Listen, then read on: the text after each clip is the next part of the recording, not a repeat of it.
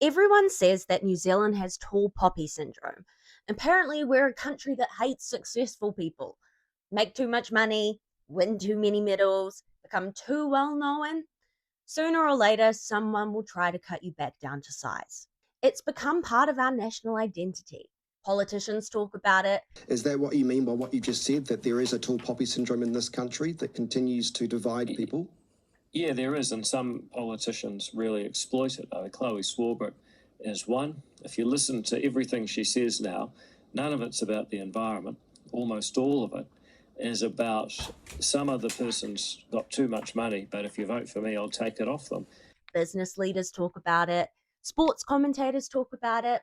Ask almost any New Zealander if it's real, and chances are they'll say yes without even thinking about it. But I've started wondering if we've misunderstood what we're actually seeing. When someone successful gets criticized, are we really just jealous? Or are we asking a much more political question? Was it fair? I've spent the last week sick in bed reading everything I could on tall poppy syndrome, the psychology, the history, the sociology, and by the end of it, I was not convinced that New Zealand is a jealous country at all. I think we're something much more interesting. The phrase tall poppy itself comes from ancient Rome. The historian Livy tells the story of the tyrant Tarquin, the Proud, who answered a question about ruling a conquered city by cutting the heads off the tallest poppies in his garden. The message was simple: eliminate anyone who stands above the rest. It's a powerful image, but on its face, it has absolutely nothing to do with New Zealand. So, how did a 2,500-year-old Roman story become one of the defining explanations for New Zealand culture? Well, the answer isn't really about poppies. It's about the story New Zealand started telling itself in the 19th century. Many of the British settlers who came here weren't just looking for a new country, they were actively trying to leave the old one behind. Britain was deeply class based. Your family mattered, your accent mattered, your place in society was largely decided before you were born. New Zealand promised something different. Land seemed abundant, labour was in demand, workers had bargaining power that they'd never had before, and out of that grew a simple but powerful idea: Jack is as good as his master. Whether or not it was ever completely true, it became part of our national identity. We were the country of the fair go, and that's what surprised me. Tall poppy syndrome didn't become a popular phrase until the 1980s, so what we're talking about isn't an ancient tradition. It's a modern label attached to a much older story about equality. And once I realized that, I stopped asking whether tall poppy syndrome was real. I started asking, what does the evidence actually say? Almost none of the research tries to prove that New Zealanders are generally jealous of successful people, because how would you even measure an entire country's jealousy? Instead, researchers have looked at entrepreneurs, elite athletes, and public figures. One New Zealand study found many entrepreneurs deliberately hid their success because they feared public criticism. Elite athletes often believed tall poppy syndrome existed, but many also said that that criticism simply came with elite sport.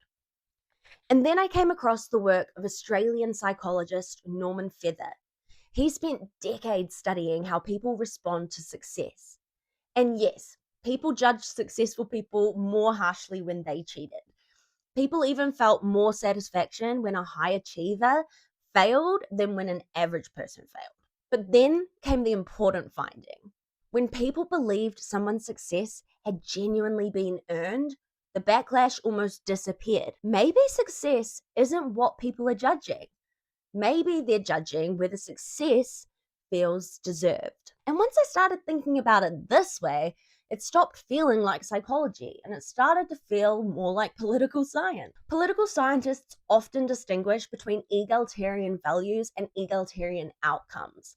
Values are what a society believes. Outcomes are what a society actually produces. And those aren't always the same thing, unfortunately. New Zealanders still believe in the fair go. We like leaders who seem ordinary. We dislike people who act like they're above everyone else. No matter where you sit politically, Fairness is one of the most powerful words in New Zealand politics. Over the last 40 years, wealth has become increasingly concentrated. Housing has created a growing divide between those who own assets and those who don't. Income inequality widened after the reforms of the 1980s. The country has changed, but the story that we tell ourselves hasn't.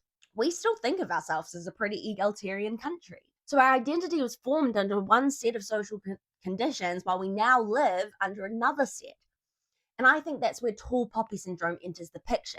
Because when a country still believes in equality, but increasingly experiences inequality, people start looking for an explanation. Maybe successful people really are being cut down because we're all jealous.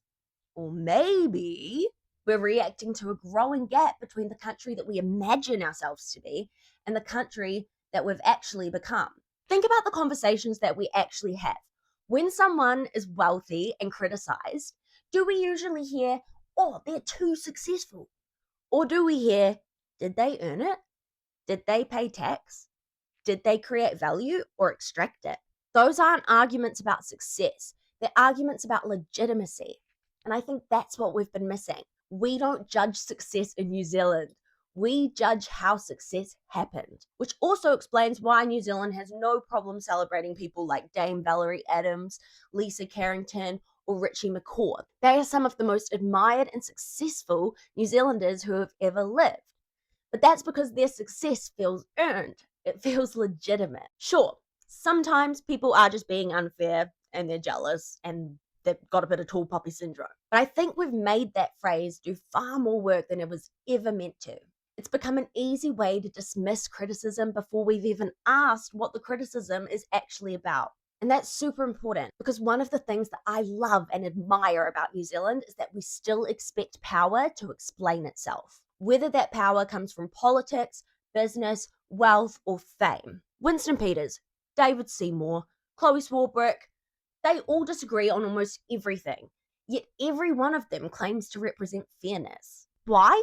Because fairness is how political legitimacy is earned in New Zealand. And that's why I don't think the answer is to stop questioning successful people.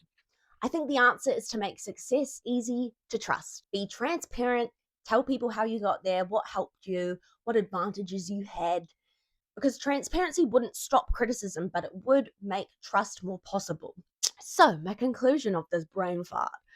Do I think New Zealand has tall poppy syndrome? Sometimes. But I do not think that is a defining feature of this country. I think the defining feature is something much older, a pure stubborn belief that power should justify itself. The Roman story was about a king eliminating anyone who stood above him. And I don't think that's what New Zealand does. We don't cut people down just because they stand above the rest. We just ask if they got there fairly. Those are not the same thing, and maybe that's why we've been confusing them for decades. I've come away from this whole thing feeling strangely optimistic because despite the crazy inequality, despite the political divisions in an election year, despite how much we argue, New Zealand still does seem to believe something very simple. Everyone deserves a fair go. We don't always live up to those ideals, but the fact that we keep arguing about them makes me think that we haven't given up on them. And I think that is one of the best things about New Zealand.